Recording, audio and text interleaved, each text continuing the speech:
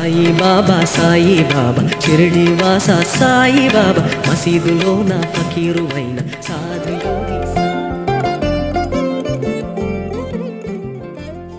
1913-1915 సంవత్సరాల మధ్య కాలంలో షిరిడిలో బాబా సన్నిధిలో జై పాండురంగ హరి, జై జై రామకృష్ణ హరి అంటూ ఒక అంధుడైన భక్తుడు పండరీనాథుణ్ణి భజించడం బాబా భక్తుడైన వామన్రావు పటేల్ చూశాడు.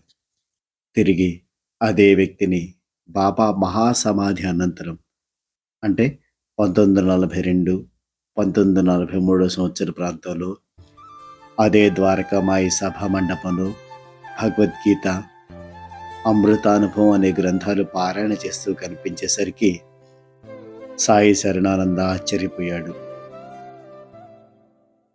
ఆ వ్యక్తితో మాట్లాడుతూ అతని కంటి చూపు ఎప్పుడు వచ్చిందని ప్రశ్నించగా తనకు సాయినాథుని కృప వల్లనే దృష్టి వచ్చిందని చెప్పాడు. బాబా సజీవంగా ఉన్నప్పుడు చూపు కొంచెం మసకగా ఉండేదని, బాబా సమాధి అనంతరం చూపు స్పష్టంగా వచ్చిందని సమాధానమిచ్చాడు.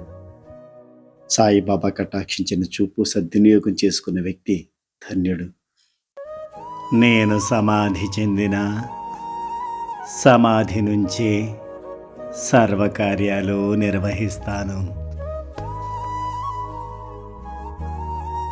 బాబా మహాసమాధి అనంతరం తన అవతార కార్యాన్ని కొనసాగిస్తున్నారు.